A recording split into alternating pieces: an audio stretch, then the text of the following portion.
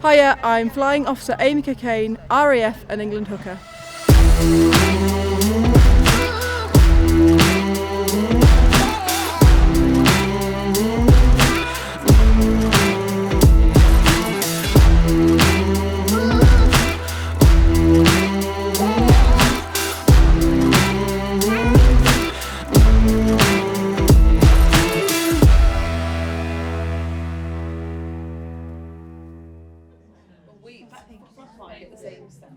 That was a pretty special performance, that, and a pretty special day, I thought. You know, the buzz that has created.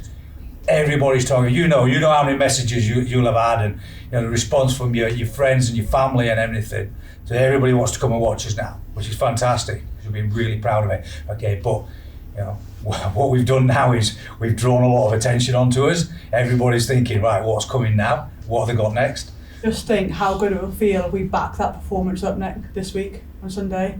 Okay, so everything we do this week is in preparation to be better than we were last week. Okay, because of 2 wins against New Zealand, then we can be happy. Yeah, let's be excited. Let's keep working hard. Let's stay connected. All right, but keep driving the standards of where we want to get to. So I moved to New Zealand when I was 9 years old. My dad joined the Royal New Zealand Air Force. I went to a tiny little primary school called Bulls Primary School. It's about as New Zealand as it gets. But I loved it. It was great. And then moved on to Fielding Intermediate and then eventually on to Fielding High School, which is quite a famous rugby school with the likes of Sarah Goss, you know, Aaron Smith, the Whitelock brothers, Cody Taylor. Yeah, there's quite a lot of us that attended that high school, and it kind of breeds a lot of good rugby players. And actually at the weekend, bumped into a girl that went to high school at the Blackferns game. She didn't play in the game, but she's in the touring squad. So yeah, Georgia Ponsonby. We both went to Fielding High School, so we had a cheeky picture at the weekend. Kind of understanding the culture and kind of what it means to play for the Blackferns and obviously to play for England makes it a bit special, and I almost feel like I have more eyes on me. There's a lot of people in New Zealand that know me, and something that we don't get to play in New Zealand very often. So when we do get the opportunity, it is definitely something special. So, key to note, I'm in my nan's car, the aircon doesn't work, the radio doesn't work, so the music is supplied directly from the phone.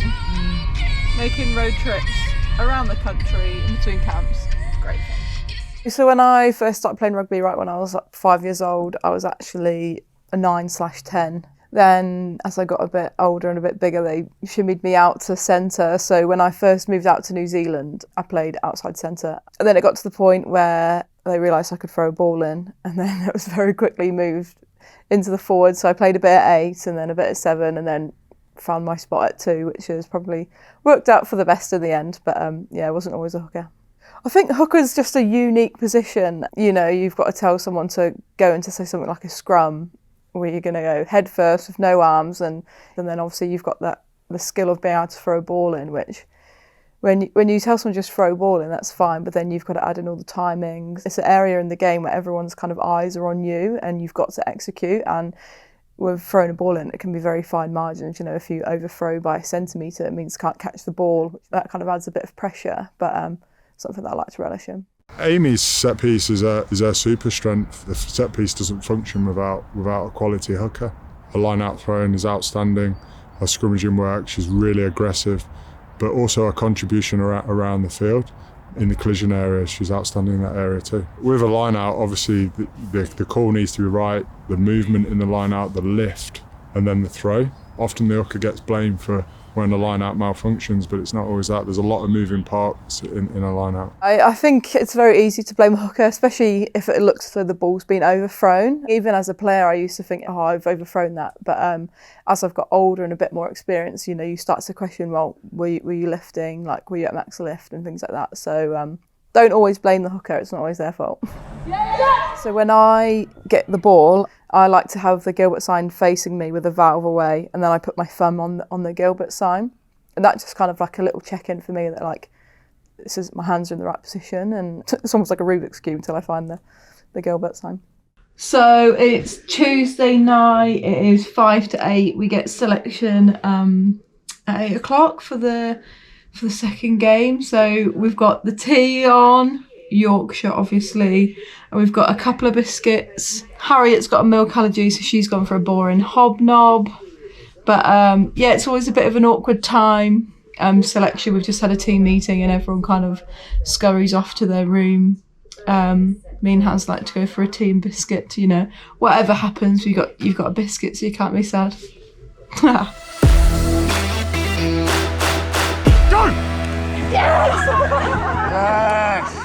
Everybody's got to be as good as they can be now. Okay, today, tomorrow, captain's run. Okay, got to prepare ourselves at the very best. Here she is, El Capitano. I'm an island boy, Go on then. just trying to make it. I'm an island boy. Yeah, Oh, Poppy, what's this? Captain material. Oh. Give us your best dance move then. Yes, so any superb finish? What? And your finishing position?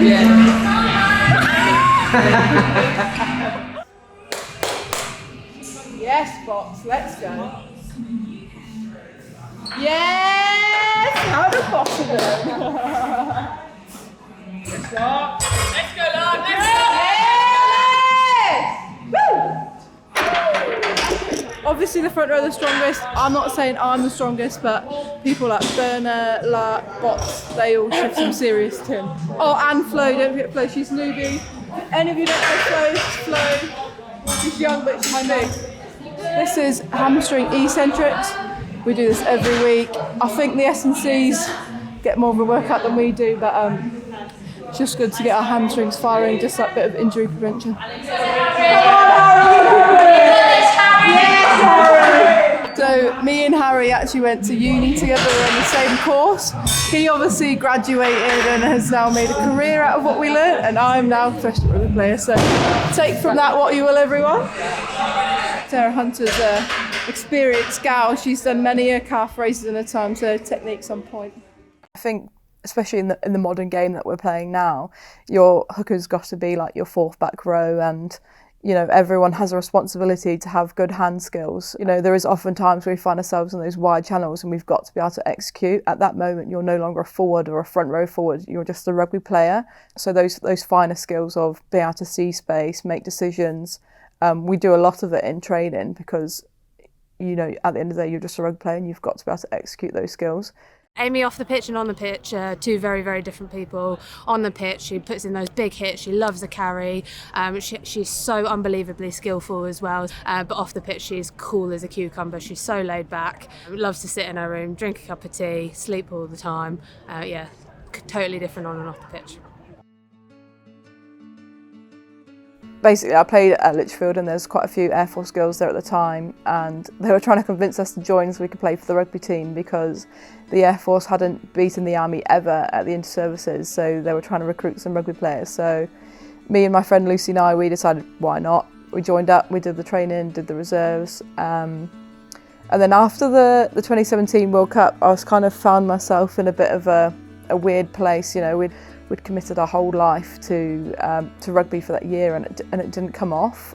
We didn't win. We didn't jump over that final hurdle. I decided I need to find something outside of rugby and have a focus on, and also knowing that it would be a career for me as well. I then decided to not be just a reservist anymore, and I joined the Air Force full time. I was commissioning as provost, which is the police in the Air Force, and yeah, I think I've been in about 3.5 years nearly now. I just love it. It's completely different, but the values that cross over between rugby and military life are huge in terms of like discipline, communication. I love that I did it. I think it's almost saved my rugby career because I was in a bad place after the World Cup, and I'd kind of just lost the love for the game at that point. So to kind of go off and have that refresh and come back and actually miss the game was really important for me. And I would encourage anyone to get involved with the military. It doesn't necessarily have to be the Air Force, even though the Air Force is the best.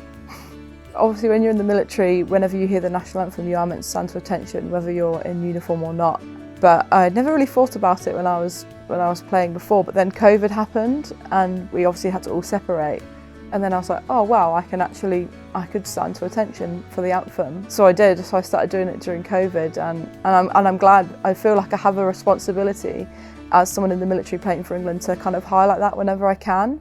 kind of just brings more out of me at the anthem time, definitely.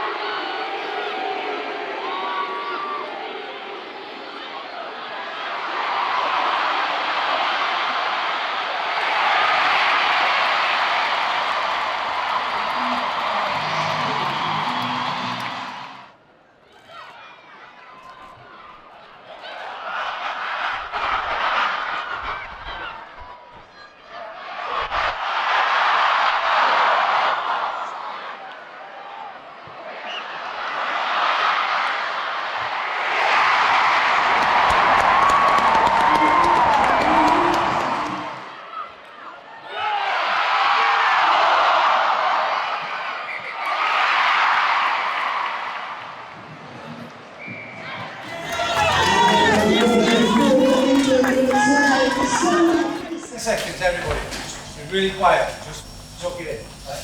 10 seconds. Stay, everybody. Yeah? The reason I wanted to do that is because for 20 minutes we were absolutely lethal, right? Because we were absolutely in the zone, right? And then we got a little bit too excited with what was happening. Next 40 minutes, whatever happens, be really focused. Concentrate on doing your job, okay? Let's get that accuracy. Go through those processes we talked about. Finish his job now, yeah? We've got 40 minutes left of this. Yeah, let's make sure we finish your job and leave our mark on them, yeah? Make sure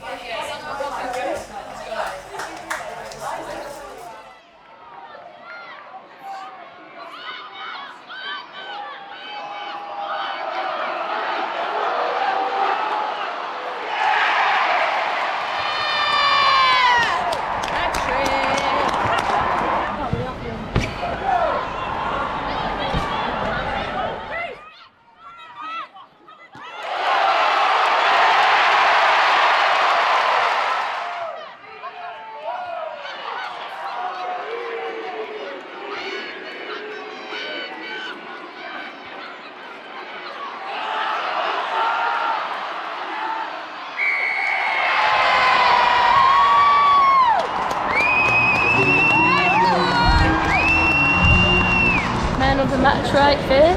Actually, my friend Happy here gets 3 tries, so you know. So second man of the match right there. Woman. We are women.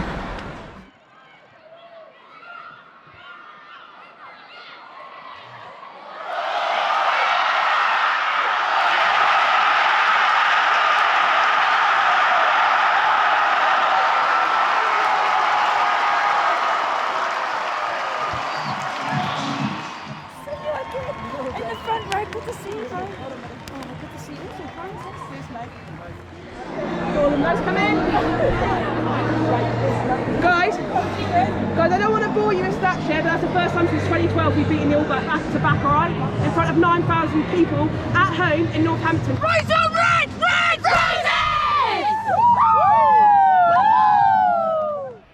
Bosh, yeah. I mean, don't really think I deserved it because I just stand at the back of the ball and put the ball down, but you know, I'll definitely take it and share this with the forwards tonight.